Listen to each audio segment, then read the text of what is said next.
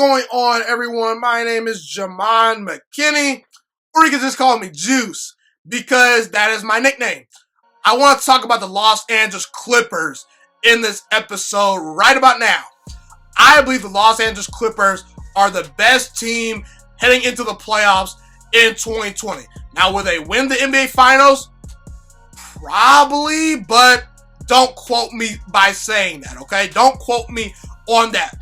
Personally, I don't know who's going to win the NBA championship because with this whole pandemic and with this 3-month layoff that these players are having to go through, the NBA to me is going to be very unpredictable come postseason time, especially due to the fact that there are no fans that are going to be there in the stands, okay? But as far as who's the best team and who's the team that has the most talent from top to bottom, I gotta go with the Clippers. Not the Lakers, not the Celtics, not the Bucks. I believe it is the Clippers, okay? And I understand that the Bucks have the best record in basketball. I understand that the Lakers have a better record right now than the Clippers. But I'm gonna be honest with you guys. I don't care about a team's regular season record. The Golden State Warriors, when Kevin Durant was on their team the year they won their second straight NBA championship, they did not have the best record in basketball. That year, it was the Houston Rockets that had the best record in basketball. How many times did we see the Cleveland Cavaliers, with LeBron James, take the regular season not so seriously, and they still get to the finals? The Atlanta Hawks a couple years ago had the best record in the East. They got swept by Kyrie Irving, Kevin Love, and LeBron James in the playoffs. The Miami Heat had a better record and home court advantage over the Dallas Mavericks a couple years ago when LeBron James choked away that series. The best record at that time did not matter, okay? The team that had the better record didn't matter. And now with teams playing on neutral sites, I don't think record necessarily matters as much outside the fact that you get more favorable matchups. Due to the fact that now teams are not going to have home court advantage, it's pretty much anyone's game come postseason time. And this pandemic is going to cause a lot of unpredictability. Are guys in shape? Are guys going to have the same chemistry that they had when they first got back, when they were first playing, 3 months ago? We don't know. Now, I do think the offense is going to be more of a key during this playoff run, simply because I don't think there's going to be a whole lot of defense being played. But from a talent perspective, as far as just who has the best players, I believe that's the Clippers. Kawhi Leonard, top 3 player in basketball. Paul George, one of the 15 to 10 best players in basketball, in my opinion. And a lot of people can talk about how the Lakers have Anthony Davis and LeBron James, the best duo in basketball. And I will admit that is the best duo in basketball. But we just saw Kawhi Leonard with the Toronto Raptors last year win the NBA championship with not a whole lot of star power. You had Kawhi Leonard and an up-and-coming Pascal Siakam. But outside of that, it was Kyle Lowry, Fred VanVleet, Powell, Serge Ibaka, a lot of good veteran players. It was really Kawhi Leonard and someone else stepping up each night for the Toronto Raptors when they beat an injury-riddled Golden State Warriors team.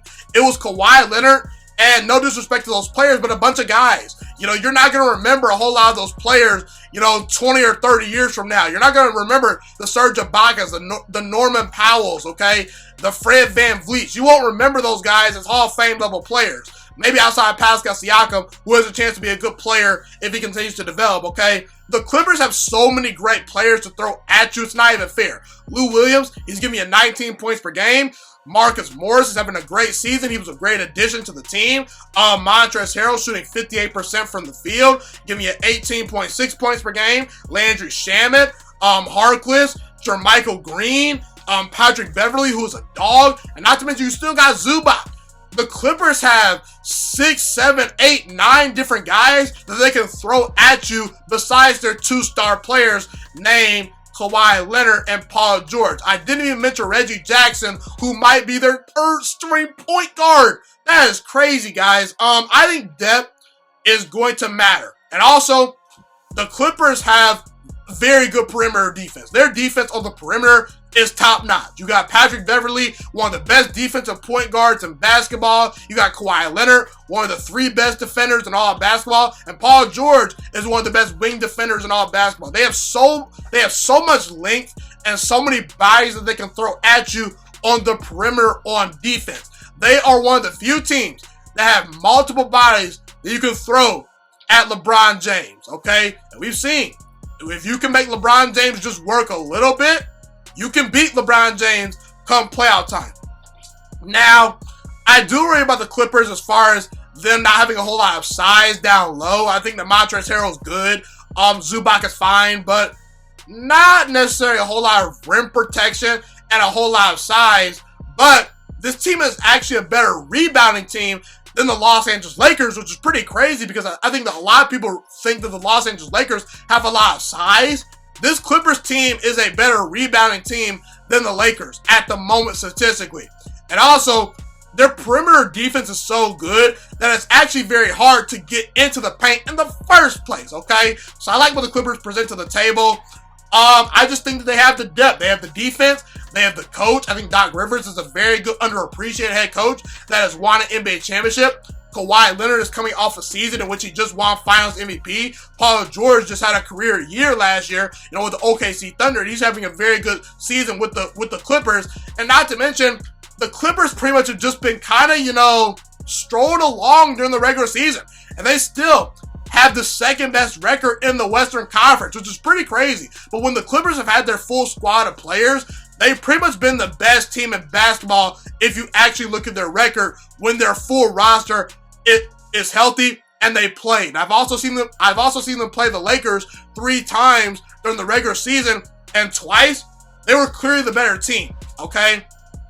Now, I think the fact that the Clippers are well rested is going to help this team out a lot because Kawhi Leonard and Paul George have been dealing with some nagging injuries during the regular season. And well, guess what? Now you have 3 months of rest. Kawhi Leonard and Paul George. There's no more excuses, okay? There really isn't, okay? You guys should win the championship this year. You really should because this team is the most talented team in all of basketball.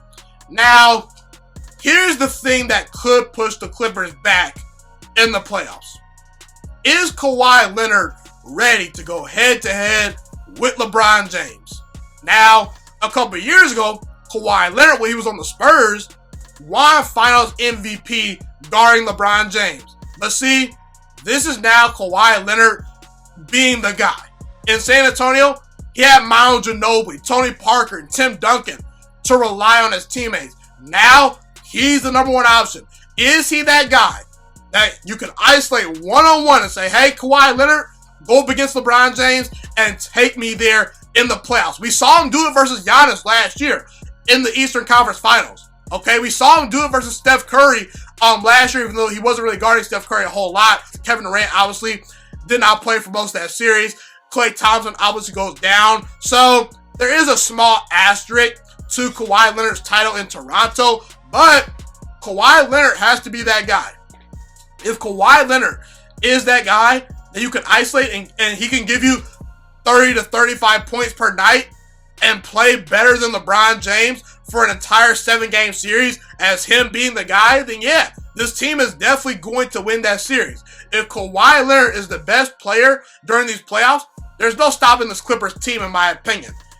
But see, in the finals, we didn't always see Kawhi Leonard hitting those shots. At times, in crunch time, I should say. In crunch time, we didn't always see Kawhi Leonard being that guy. Fred VanVleet did bail out Kawhi Leonard a couple times in the NBA Finals. So I want to see Kawhi Leonard take over more in the fourth quarter. Okay, but I think he's capable of doing that. Now, there is something to be said for a team that has too many mouths to feed. See, what the Lakers are a team that has been playing the same way they've been playing all year. It's been Anthony Davis and LeBron James. Those are our 2 guys. Those are the 2 guys we are going to rely on, and those are the 2 guys that are going to score 60% of the points. We're going to say, hey, LeBron James, go get me 30. Anthony Davis, go get me 30 some nights if we need you to. The problem with the Clippers is sometimes I think they get too caught in trying to get all the rest of the other players involved in the game plan as far as their offense goes, Paul George and Kawhi Leonard have to be the guys. You can't just be saying, hey, Lou Williams, take me there. Hey, Montrezl Harrell, take me there. Now, in certain situations, you can say that, but they need to be the two dominant guys. They need to be the guys that clearly get the ball in crunch time, and they need to clearly be the guys that close out the games. And also, this team at times struggles to run their offense through Paul George. They need to get Paul George more involved as far as him being the focal point of the offense. Paul George naturally is just going to score a bunch of points on this team because he's a talented player. But sometimes they need to run their offense through Paul George more. This team is at their best when it's Kawhi Leonard and Paul George and everyone else. Not Kawhi Leonard and Lou Williams, not Kawhi Leonard and Montrezl Harrell, not Kawhi Leonard and Zubac. No, use your two-star players. Let them take you there. Also, the Clippers have kind of been strolling along during the regular season. You know, they've been kind of just low managing guys, and they've had some games in which they played all their starters and had their full lineup together, but it's not been as often as the Bucks, as the Lakers, and even at times, the Houston Rockets. Will the Clippers' lack of chemistry affect them? It could. It really could. Especially with a 3-month layoff. You're going to have to restart. You're going to have to rebuild up that chemistry. So, we're really going to find out if the Clippers were really a strong team from a chemistry standpoint come playoff time. Because, I got to be honest with you, it's not like Kawhi Leonard and Paul George were playing a bunch of minutes during the regular season. How will they react when they have to go out there and play 40 to 45 minutes each night?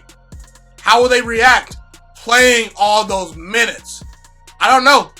That is a slight concern for me because the Clippers, they have not been playing all their starters as much as the Bucks and Lakers have. They've not had their full lineup together. So lack of chemistry and a big load as far as minutes go is really what could derail this team. But I do think this Clippers team is very talented. I do believe they should be the favorites over the Lakers to win the championship simply because I think they're a deeper team, they're a more well-coached team, and they're a better defensive team in my opinion. So if you were to put a gun to my head and ask me who's going to win the championship, I would probably say the Clippers. But again, that is not a guarantee for all the reasons that I mentioned. But the Clippers are very talented, and I expect them to go very far in the playoffs and probably even win the NBA championship this year. Thank you so much for watching this video today. Please also note that the Juice Alert Sports Podcast is not just a YouTube channel. It is available on all podcasting platforms, including Spotify, Google Podcasts, iTunes, and Apple Podcasts. Also, if you enjoyed this video, be sure to like, comment, subscribe, and share this content with all your friends. This podcast is my favorite thing in the entire world right now. It is my passion. And I want more people to listen to this podcast. I really want this podcast to grow. Also, a fun fact about me is that I want to go into the sports broadcasting and media world once I graduate from the University of Toledo, a college in Northern Ohio. I currently am a freshman there right now. I am looking to become one of the next great sports broadcasters and analysts out in the world. And I potentially would like to start my own network if this podcast really truly grows. Or if I fall short of that goal, I would love to work for a big-time network like ESPN or Fox Sports 1. I am open to all networks. So if you believe in my dreams and you see or hear my passion through the screen, be sure to tell all your friends about the Juice Alert Sports Podcast. Stay motivated, you guys. Have a God bless day, and I'm out.